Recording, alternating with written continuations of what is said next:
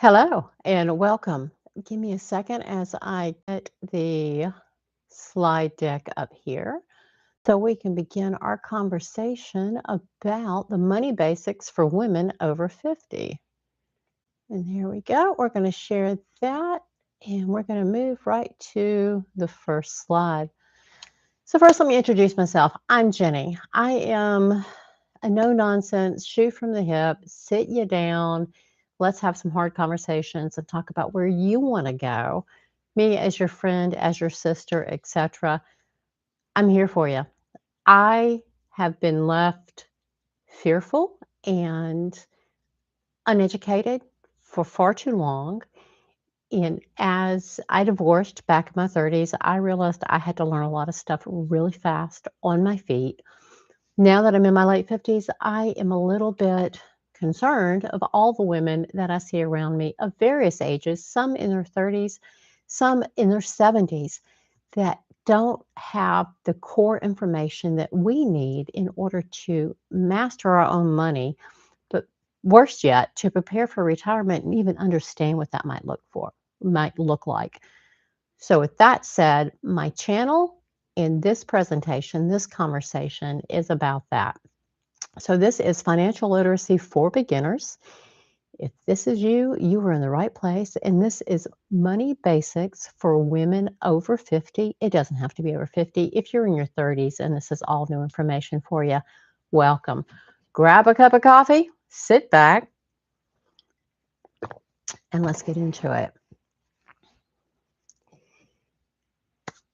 I am not going to sit here and try to sell you something. I do have a couple of free tools to help you figure out your monthly expenses and income. And then I've also got another free tool down in the description for you to review your personal life skills and life experiences and how that could translate into a side hustle, an income stream, a part-time job that you pick the hours you want to work and you make the decisions all by yourself. So I'm here to help you, to empower you, to embolden you, encourage you, kick you in the pants if I have to do it, tell you to put on those big girl panties, let's go, because it's way overdue for a lot of us to learn this information. So I'm going to shoot straight from the hip and let's get on to the next slide. Here we go. So this conversation, beginner friendly. If you have several degrees in finance and budgeting, good for you, but most of us don't. Many of us have gotten this far in life using the back of an envelope, a legal pad, and an old-fashioned calculator with one of those big paper tapes. If you have one of those, and I still have one, raise your hand, leave me a comment, put it in the chat. There is no shame in not knowing what you don't know. But once you know it, you cannot unring a bell. You have to action it because only you are going to pull yourself out of the future that you might be facing if you don't look at your numbers now and figure out where you can either increase what you're doing for retirement or pare back on your monthly expenses, because what comes in does not necessarily have to go out right now while we're still working. But if you are accustomed to spending emotionally to fill a void, etc., if you find that you've got more things with tags on it in your closet, you need to pay attention to this, because it is time for you to figure out what your core expenses are. Identify some of the self-soothing, self-pacifying, self-medicating ways that we spend our money, and let's get smarter about it. There's no shame, and it's not going to be a lot of fancy speak here. I might throw out the occasional made-up word because I do that, but it's not going to be fancy. So you're not bad with money. I wasn't bad with money. I wasn't taught, so I wasn't real savvy with money. You don't have to be fancy pants budgeting guru. You don't have to have written a book or gone to a seminar, etc. You simply need to be able to do simple math You can do it on a notepad, a legal pad, the back of a cocktail napkin. Again, in the description, I've got a PDF workbook you can go print out somewhere, and you can do it there. But basically, we are simply going to look at how much a month you're spending, how much a month is coming in, tally them up, and find out which one's greater.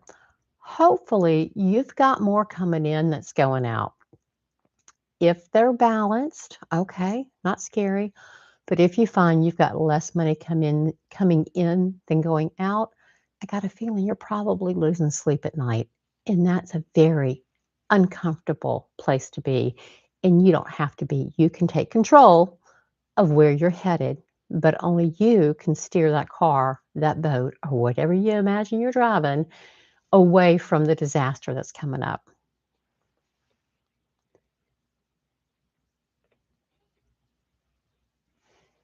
Well, I guess if I just covered this slide. You don't need a fancy degree for this. You just need some common sense.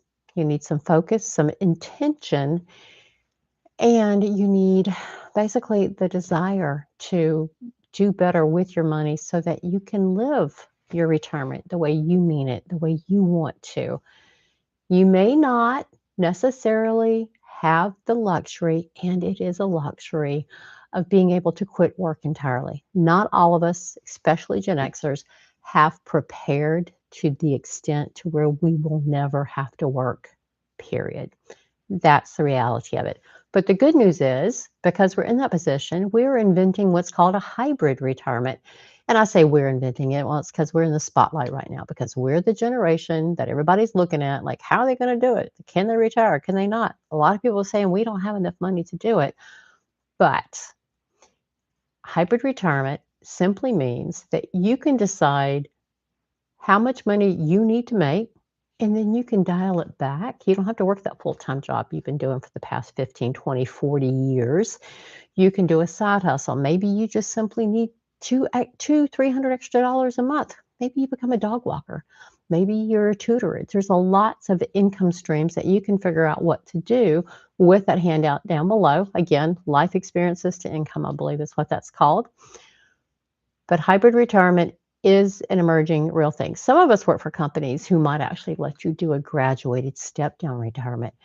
And if you're very intentional with your money, that's a wonderful benefit. And that way you don't have to actually invent something. And maybe you're just really comfortable there. That could be it. But either way, you have to figure out how much you need and then start looking what your future looks like. All right, as we look this, we're moving to the next slide now. Your money overall has got three jobs. You got three categories. You've got the money you need for today, and this is what we're going to do. The next 30 days with the Master Your Money Plan workbook, you are going to track all of your money that you're spending, and this is going to start with your foundational. What does it take to live where you live, whether that's rent or mortgage, et cetera? What are your utilities? What's your transportation cost? What are your, and then that's going to be your maintenance and your fuel, et cetera. I have a heck of a commute, and my fuel cost per month is phenomenal. So I look forward to the day I don't have to make that commute. Round trip, it's probably about 180 miles. I know that's a lot. I know, but I love my job. I do. I very much love my job. But with that said, there are going to be things that when I retire are no longer going to be an expense, but I need to know how much I need today to live until said date of retirement. Then we've got a bucket. We're going to call it the safety bucket. This is where I put my emergency fund. Once you decide how much money you need on a monthly basis to live, ultimately, the big plan is to have 3 to 6 months of a safety net in savings so that if the unthinkable happens and you can't work or you get laid off, etc., you've got 3 to 6 months to get another job, to get some more income coming in. And then the third bucket, and this is the one many of us have ignored most of our working life, is the future. And I'm not talking that giant Hawaiian vacation or phenomenal cruise. I'm talking about how are you going to live after the age to which you no longer work. Social Security is not gonna give you a lot. It's startling how little you'll actually get for Social Security. Social Security at this point would not pay for half of what I will need when I quit working. And when I quit working, I'm taking that giant amount I spend on fuel, gas for the truck. Of course, that's going to go away. My dry cleaning, professional clothes, all that's going away. But my basics of what I need to live, Social Security, again, it's not going to pay for half of it. So I've got to have money for that other half. Do I have it now? Will I have it in a few years when I want to retire? Only I can evaluate that. Only you can evaluate that for yourself. So let's get that going.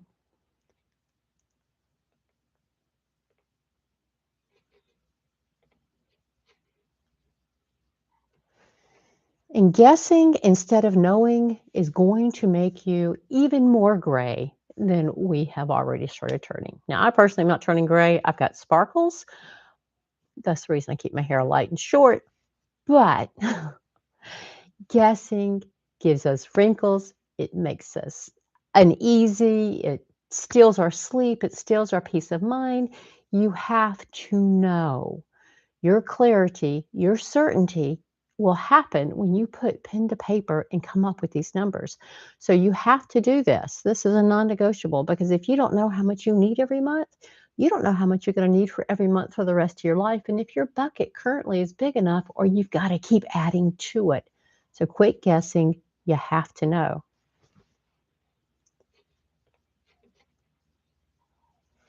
So as we move forward through this conversation, this right here on your screen, that is what your personal money master plan looks like. It's first page. I think it's like a 12, 15 sheet workbook.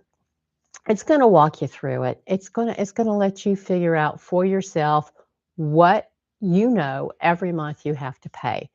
You got a car note, you got a car lease, you got a mortgage, you got rent. Do you live in a cardboard box? Do you live in an RV at a trailer? Not a trailer. Good Lord, I've got a sister that does this. She'd kill me if she heard me call it a trailer park.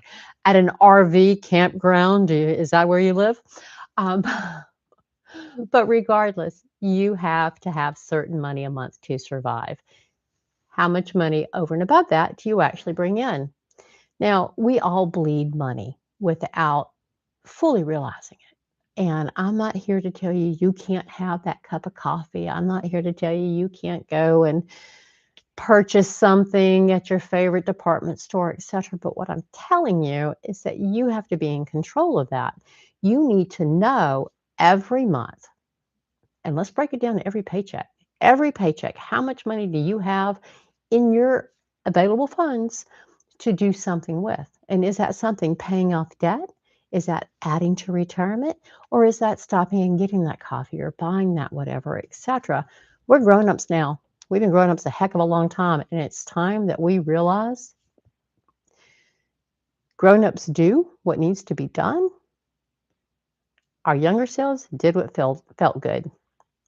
And if you're still doing what feels good, it's going to feel awfully bad when you retire and you got nowhere to live and nothing to eat. And am I trying to scare you? A little bit. But truthfully, you got to get going.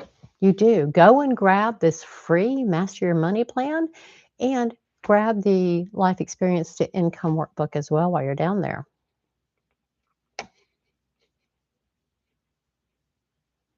So what we're not doing today, I'm not giving you any investing advice. I'm not telling you you need to be shamed. And I just told you, I'm not going to tell you we're not doing the coffee math. Only you can do that.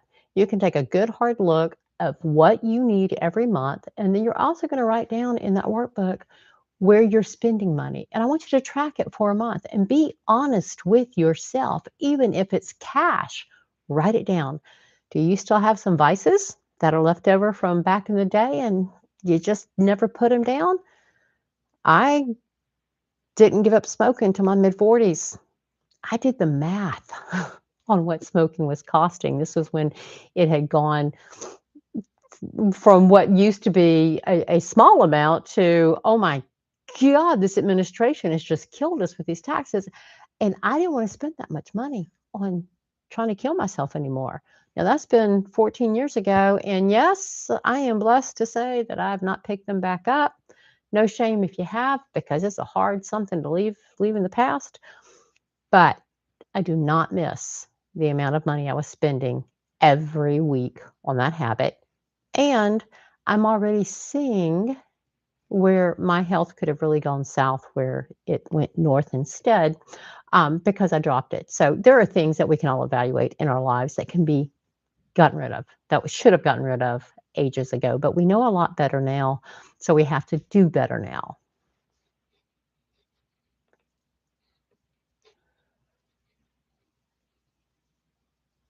Confusion is expensive. My mother had this saying, has this saying, she's still with us, that education is expensive. You know, as a kid, I thought, oh, she's so funny. Of course it's expensive. College is expensive. But lady, that is not what my mother was talking about. We have all paid our dues in the school of life, and a lot of it we brought on ourselves. Clarity, however, is something you can give yourself to avoid some of the hard education that's coming our way. Grab the workbook, figure out, I beg you, figure out what you need every month. Look at what you got coming in, what you got going out, and what the gap is. If you've got debt, you don't want to drag that debt into retirement. You don't want a $600 a month car note or note on a toy that you bought, that you financed into your retirement when you might barely have enough money to keep the lights on. Some hard decisions may have to be made. Are you still using that toy? Is it time to sell it? Get a little bit something out of it, but stop the bleeding on that monthly expense? Only you can make that decision. So where do you start? What do you do? Well, you've done the first thing. You've tuned into this. My entire channel is dedicated to preparing for retirement, both with the dollars and with the cents. I post on Wednesdays and Saturdays. And I currently have a 7-month, 1 week a month series going on where I do end it with a YouTube live. So step right up, go and binge my content. Leave me comments. I respond to them all. And let's work this together. As Generation X, we have been the rule breakers and the trailblazers our entire life. We got to turn this around. Generation X is not going to go down without a fight. You can take charge of this. You don't have to give in and give up. We are not that old yet. So whether you're male or female, like, share, subscribe, send this link to people in your life who needs it. And this is exactly where you're going to start. This YouTube Live is going to be out there for you guys or y'all to watch over and over again. And my videos are wonderful podcast substitutes on your commute, on your jogs, and you're working out. So I hope to see you there, because I'm coming to haunt you guys, because you need a good kick in the butt. You're not too late. You are right on time, and the time is now. 1 month, real numbers. It's going to change everything. I promise it will. Keep coming back. Now, this is a YouTube Live, and I'm going to turn it over to see if we have any chats out there. And you guys bear with me as I get there.